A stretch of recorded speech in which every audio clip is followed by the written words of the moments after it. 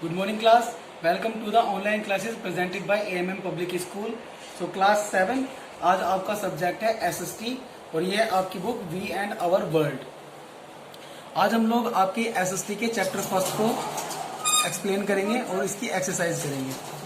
So class आपकी book के page number 5 पर आपका चैप्टर फर्स्ट है जिसका नाम है कंपोनेंट्स ऑफ एनवायरनमेंट।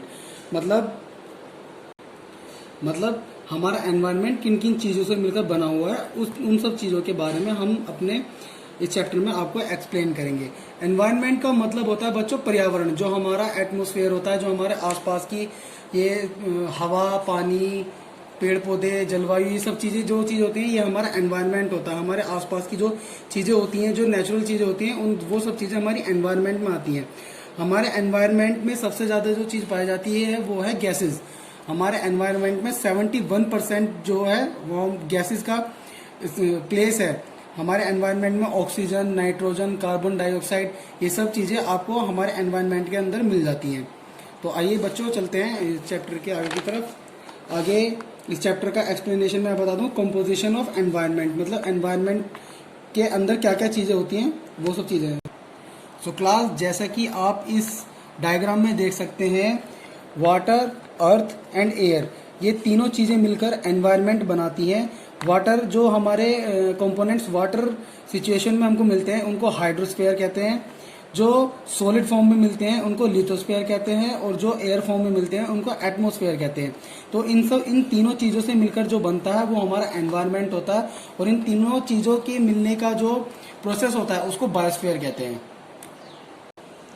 तो क्लास आप लोग जैसे कि जानते हैं एनवायरनमेंट पर फुल्ली डिपेंड होती है लाइफ, और लाइफ के लिए ये तीनों चीज़ें जो हमने ऊपर पढ़ा है, हाइड्रोस्फीयर, लिथोस्फीयर और एटमॉस्फेयर, इन तीनों चीज़ों का होना बिल्कुल मोस्ट इंपॉर्टेंट है। अगर इन तीनों चीज़ों में से किसी एक चीज़ की कमी हो जाती है, मान लीजिए हमारे पास हाइपोस्फीयर मतलब वाटर रिसोर्सेज हैं और लिथोस्फीयर सोलिड रिसोर्सेज है और हमारे पास एटमॉस्फेयर एयर रिसोर्सेज नहीं है, तो वहां पर लाइफ का होना बिल्कुल भी पॉसिबल नहीं है। यही सब चीजें हमारे interdependence of components of environment में आप लोगों को बताई गई हैं।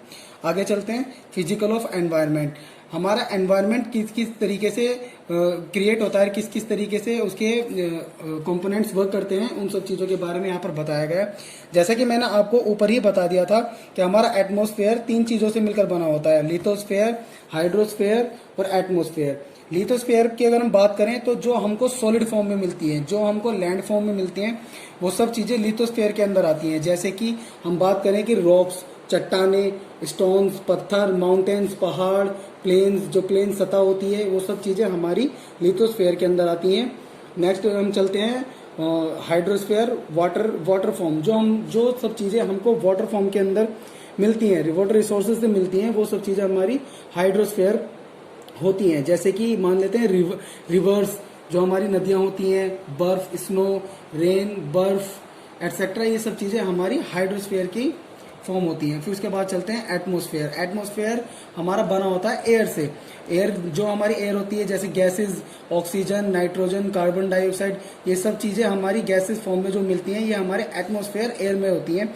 इन तीनों चीज़ों से ही मिलकर हमारा एनवायरनमेंट बनता है। इन तीनों में से किसी एक चीज़ का अगर हम लोगों को कमी हो जाए, जैसे कि अब रिसेंटली हमारे बहुत ज़्यादा ऑक्सीजन की कमी हो रही है एनवायरनमेंट में, तो हमारी लाइफ को जीना बहुत ज़्यादा मुश्किल हो गया है। तो इन तीनों चीज़ों का होना मोस्ट इंपॉर्टेंट है लाइफ के लिए। अब आगे चलते हैं बायोस्फीयर, बायोलॉजिकल एनवायरनमेंट। बायोस्फीयर बच्चों क्या आता है? बायोस्फीयर हमारे ये जो तीन ये होती हैं कंपोनेंट्स ऑफ एनवायरनमेंट होते हैं, लिथोस्फीयर, हाइड्रोस्फीयर एंड एटमॉस्फेयर। ये तीनों चीज़ें जहाँ पर रह करके वर्क करती हैं उसको बायोस्फीयर कहते हैं। ठीक है। एलिमेंट्स ऑफ बायोस्फीयर, अब यहाँ पर हम पढ़ते हैं एलिमेंट्स ऑफ बायोस्फीयर। बायोस्फीयर के एलिमेंट्स कैसे होते हैं? बायोस्फीयर के एलिमेंट्स टू टाइप्स एलिमेंट्स होते हैं, प्रोड्यूसर्स एंड कंज्यूमर्स।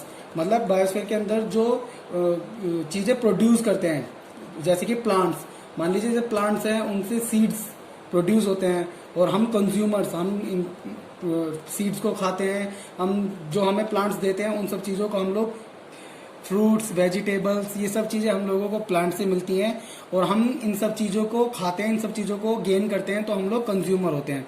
जो कंज्यूमर होता है बच्चों वो तीन टाइप का होता है, कार्निवर्स, फ्लैश ईटर्स, मतलब जो मांस खाते हैं, हर्बीवर्स, प्लांट ईटर्स मतलब जो हरी सब चीज़ों को खाते हैं, पेड़ पौधे पत्ते वो सब चीज़ें खाते हैं। और Omniverse flash and plant eaters जो मांस और हरी चीज़ें, ये पेड़ पत्ते घास ये सब चीज़ें खाते हैं, वो ओमनिवर्स होते हैं। अगर इसको हिंदी में बोला जाए तो कार्निवर्स मांसाहारी होते हैं, हर्बीवियर्स शाकाहारी होते हैं, और ओमनिवर्स सर्वाहारी होते हैं जो दोनों चीज़ें खाते हैं। आइए उसके बाद आगे चलते हैं। आगे आपका टॉपिक है ह्यूमन एनवायरनमेंट। जो चीज़ें ह्यूमन के द्वारा बनाई जाती हैं, ह्यूमन बना करके उनको अपने यूज़ में लेते हैं, अपनी लाइफ को इजी बनाते हैं, उसको ह्यूमन एनवायरनमेंट कहते हैं। जैसे कि roads, railways, buildings, dams, schools, orchards etcetera, ये सब चीज़ें हमारी ह्यूमन एनवायरनमेंट के अंदर आती है। अब ह्यूमन ने रोड्स बनाया तो अपनी फैसिलिटीज़ के लिए कि उसको चलने में कोई प्रॉब्लम ना हो। रेल्स के थ्रू हम कितने लंबे लंबे डिस्टेंस को आसानी से कवर कर लेते हैं। तो ये सब चीज़ें, जिन सब चीज़ों से लाइफ को जीना आसान हो जाता है, वो सब चीज़ें ह्यूमन एनवायरनमेंट के अंदर आती हैं। तो बच्चों इस तरीके से ये आपका चैप्टर कंप्लीट हो जाता है। जो इसकी एक्सरसाइज है वो आपको भेज दी जाएगी। आइए अब चलते हैं इनके क्वेश्चन आंसर्स की तरफ, जो मैं आपको टिक करा देता हूँ। आइए सबसे पहले चलते हैं इसके शॉर्ट क्वेश्चंस की तरफ। इसमें शॉर्ट क्वेश्चन है व्हाट इज एनवायरनमेंट, इसके लिए चलते हैं आपके। सो क्लास आपका first question what is environment, इसके लिए पेज नंबर 8 पे चलते हैं। यहाँ पर पेज नंबर 8 पे आपके थिंग्स ऑफ रिमेंबर, इसमें फर्स्ट हेडिंग है एनवायरनमेंट इज द से लेकर के प्लेस टू प्लेस, ये आपके शॉर्ट क्वेश्चन का फर्स्ट आंसर है। उसके बाद second question define biosphere also draw it's diagram, page number 7।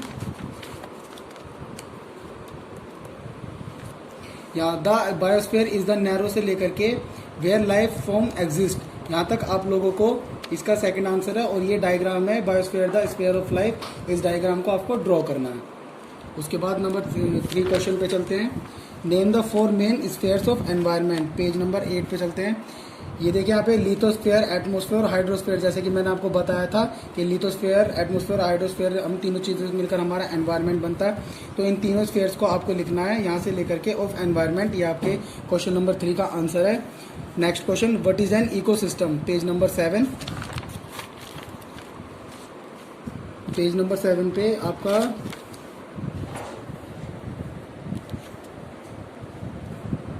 Page number 7 पे आपका ये पैरा है एलिमेंट्स ऑफ बायोस्फीयर। इसकी लास्ट लाइन है एन इकोसिस्टम इज ए से लेकर के वर्क टुगेदर, ये आपके शॉर्ट क्वेश्चन नंबर 4 का आंसर है। अब नेक्स्ट क्वेश्चन पे चलते हैं। Give examples of biotic and abiotic components of environment, इसके लिए पेज नंबर 6 पे चलते हैं। पेज नंबर 6 पे biotic component plant and animals species and abiotic components land, soil and air, ये आपके शॉर्ट क्वेश्चंस के आंसर हैं। अब चलते हैं नेक्स्ट क्वेश्चन हमारे लॉन्ग क्वेश्चन की तरफ। नंबर फर्स्ट पे आपका क्वेश्चन ई दे रखा है डिस्टिंग्विश बिटवीन द फॉलोइंग, इसमें नंबर फर्स्ट क्वेश्चन है physical environment and biological environment, उसके लिए पेज नंबर 6 पे चलते हैं।